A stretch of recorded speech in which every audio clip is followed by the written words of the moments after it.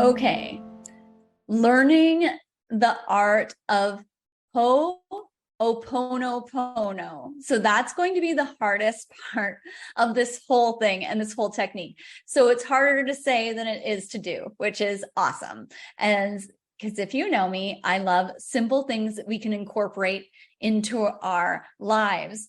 And I personally first heard of this technique. I was listening to an audio book by Joe Vitale, and it was about like attraction marketing or something like this. And this technique came up in it, and I started using it, and it is so profound and so cool. So what is Ho'oponopono?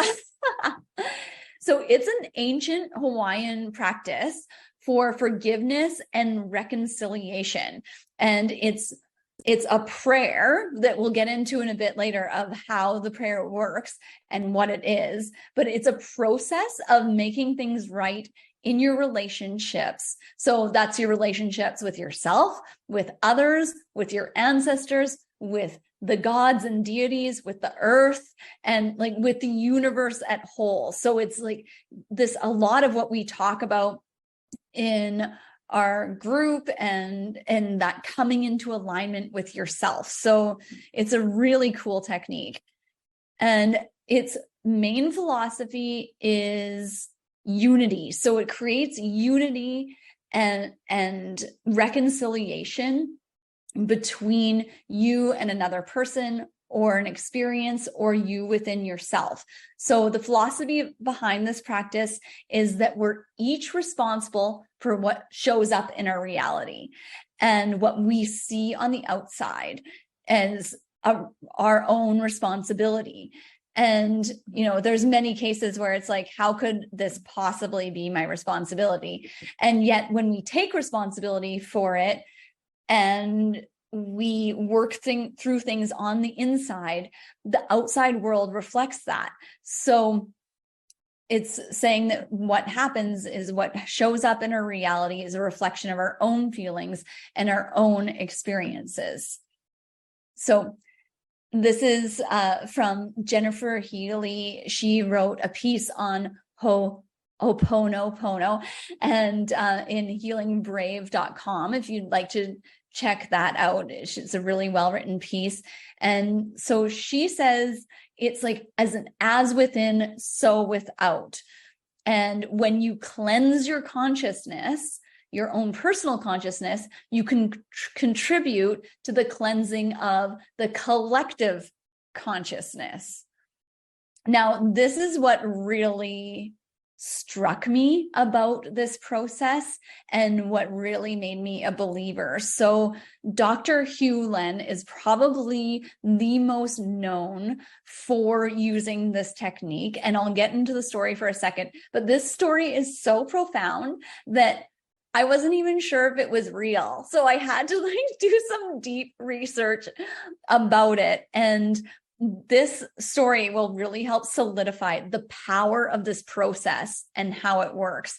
So Dr. Hugh Len was in psychiatry, and there was a Hawaiian state hospital. There's a Hawaiian state hospital, and during the 1980s, they had this high security ward for the criminally insane. And now it was extremely hectic.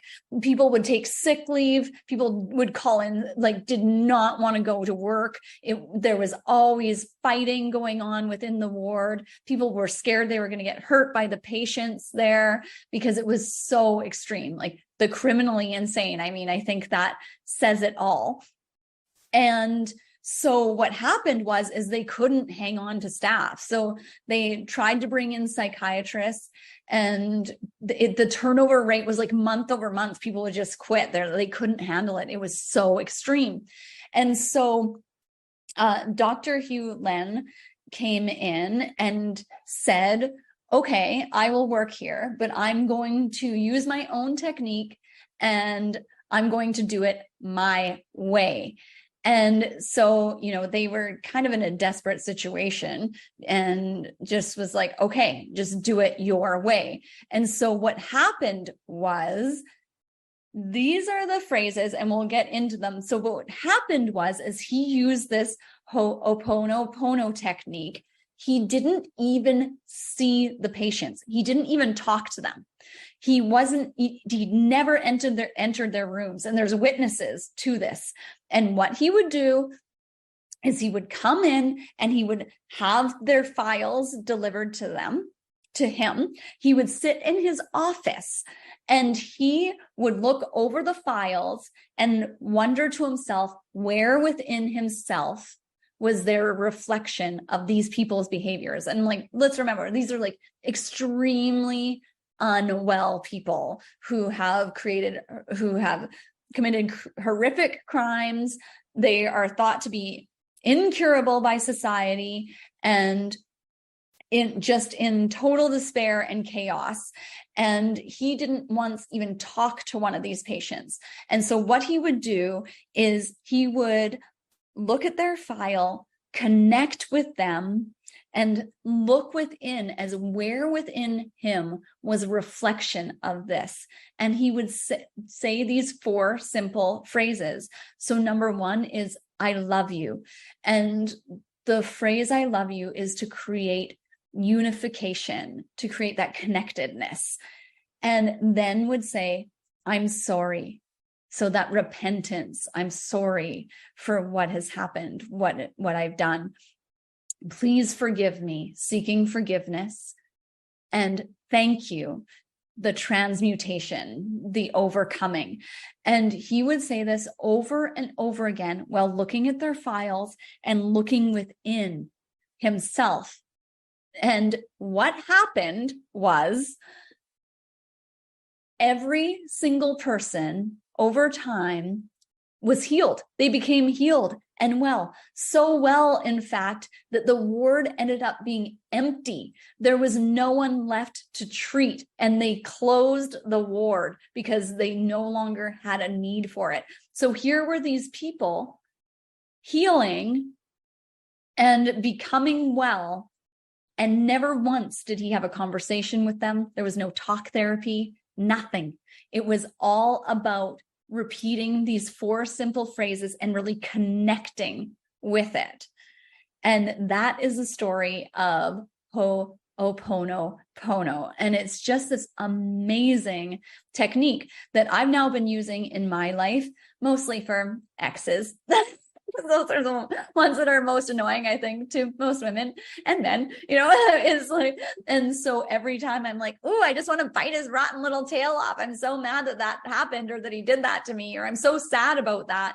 I go into Ho'oponopono. And in fact, I have an armoire across from my bed, and I made this because I love laminating things. So I made my own of the 4 phrases, and I wake up to this every morning and I seek within, where do I see that within myself? When I'm angry at someone else for, where is that in me? Where have I behaved that way before? And even if it's just a fraction of the amount of their behavior, it still helps clear that and create forgiveness and unification. And so the best part about this is you don't need to involve the other person. It's all an inside job. And so what we're going to do now is, if you can sit and think about something that really gets you, like gets your emotions up, and you might feel angry about or really sad about in a situation with a person. Now, think about, where has this been in you as well? Where do you see this within you? So, and then for the next 5 minutes, I'm going to say these phrases. Well, all you have to do is think about that within yourself and connect these phrases to your circumstances and see how you feel about it. And then we'll have a discussion about it after. So here we go. I love you. I'm sorry. Please forgive me. Thank you. I love you. I'm sorry. Please forgive me. Thank you. I love you. I'm sorry. Please forgive me. Thank you. I love you. I'm sorry. Please forgive me. Thank you. I love you. I'm sorry. Please forgive me. Thank you. I love you. I'm sorry. Please forgive me. Thank you. I love you. I'm sorry. Please forgive me. Thank you. I love you. I'm sorry. Please forgive me. Thank you. I love you. I'm sorry. Please forgive me. Thank you. I love you. I'm sorry. Please forgive me. Thank you. I love you. I'm sorry. Please forgive me. Thank you. I love you. I'm sorry. Please forgive me. Thank you. I love you. I'm sorry. Please forgive me. Thank you. I love you. I'm sorry. Please forgive me. Thank you. I love you. I'm sorry. Please forgive me. Thank you. I love you. I'm sorry. Please forgive me.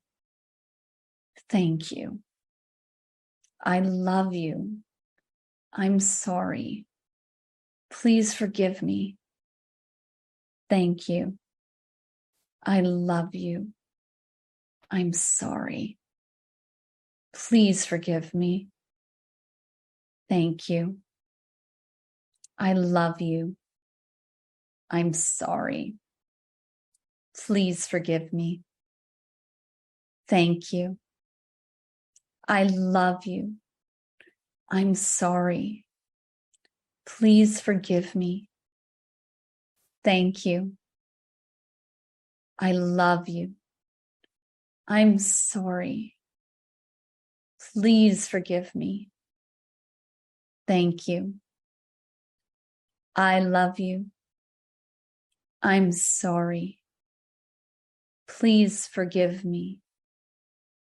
Thank you. I love you. I'm sorry. Please forgive me. Thank you. I love you. I'm sorry. Please forgive me. Thank you. I love you. I'm sorry.